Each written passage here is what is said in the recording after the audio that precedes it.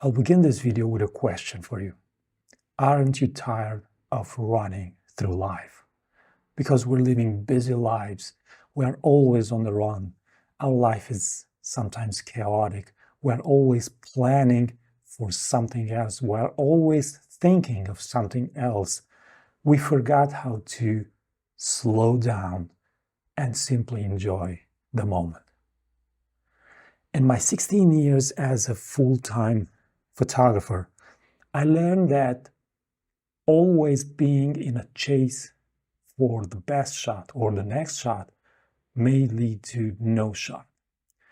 And I remember that in the beginning of my career, I was always thinking about the next place where I'm going to go.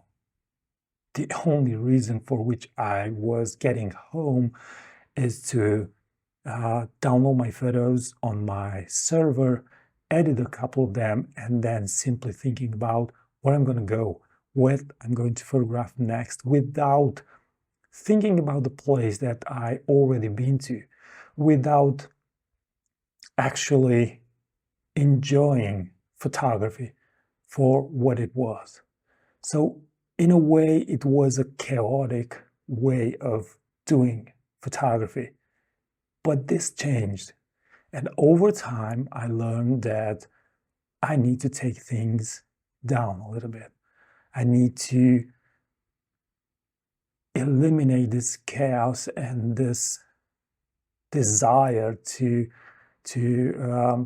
photograph more and more, and to focus more on the actual process of photography. Because even though photography is my job, photography is a form of art.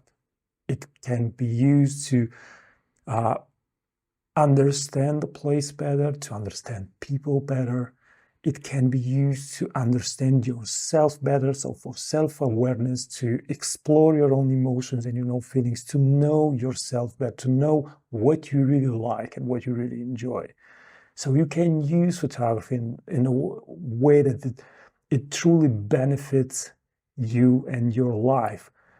But in order to achieve that, you need to slow down in your photography. Now, what do I mean by slowing down in photography? The journey is more important than the destination. The actual process of taking photos, it's much more interesting and it's much more beautiful than the actual moment when you get home and you simply edit your photos. Even though now I slowed down and I learned to be happy about that day, about that moment, I simply can't erase my memories, I can't go back and visit for the first time and experience for the first time so many places where I went and photographed, and I simply run through those places simply thinking about what's the next shot, where I'm going to take the next photo. It's not necessarily a bad thing to always plan ahead, but if you're not conscious about what just happened to you, you're simply zapping through life. You're simply letting the next thing guide you, when the only thing that matters to you is the thing that is happening in that particular moment. I know a lot of people that are photographing only to post the next photo on Facebook. I know a lot of people that they need to check all these places, they need to go there, and they really need to do those photos without even understanding why they're doing this. And now this leads me to the second thing that is very important when you're slowing down, and that is to explore your emotions. For a few years now, I have a photographic journal. I don't show this journal to anybody because expressing your true emotions can be difficult.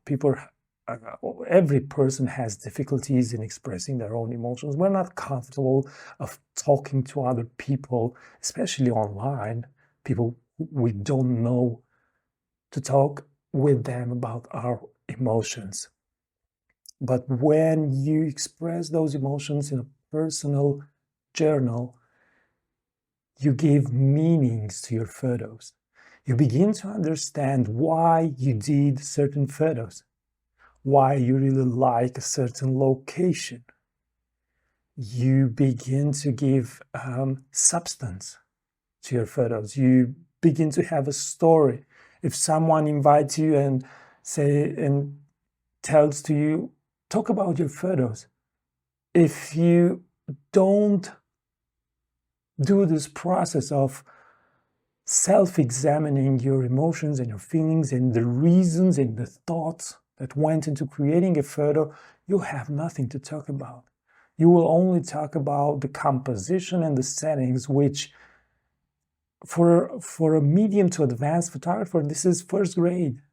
In first grade, you learn how to read and write, and after that, you have a whole world to explore. But learning how to read and write doesn't make you a good writer.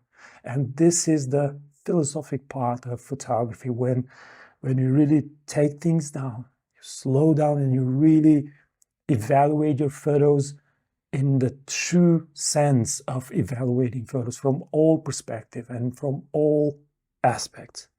Now, the minute I slowed down, not only my photography had a lot to benefit from, but also my life. I learned, for example, that I don't need to take a new photo every day. I don't need to post every day. I learned to be happy in the moment, to stay there and simply watch. You know, I met a person once that told me that the best sunset you're going to experiment, it's the one you don't have a camera with you. And that made me thinking about this. Another thing that I learned, that it doesn't matter how many places I visit to photograph. It's about how that place affects me. How can I become a better photographer, a better person? And another plus is that I learned to listen to people more, to have patience, to listen to them, and to care about what they're saying. And I learned that the most important thing that I learned is that I don't need to photograph in a specific trend. I can photograph the things that I like, the way I like them to be represented visually. And I only need to give myself time to build my audience, because you are always going to find people that enjoy the same things. You just need to let go of the rush, to let go of the constant run. You just need to enjoy the moment. It's like when we're going to Tuscany with my photo tour, and there are some people that are taking photos, and then they say, well, now I want to enjoy Tuscany with a glass of wine, with a good steak, or with some good pasta.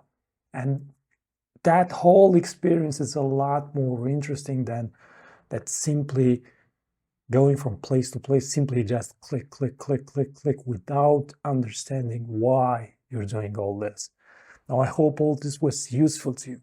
If you have anything to add, just use the comment section below. But don't forget that you need to keep on photographing, because it's the only way that can make you a better photographer.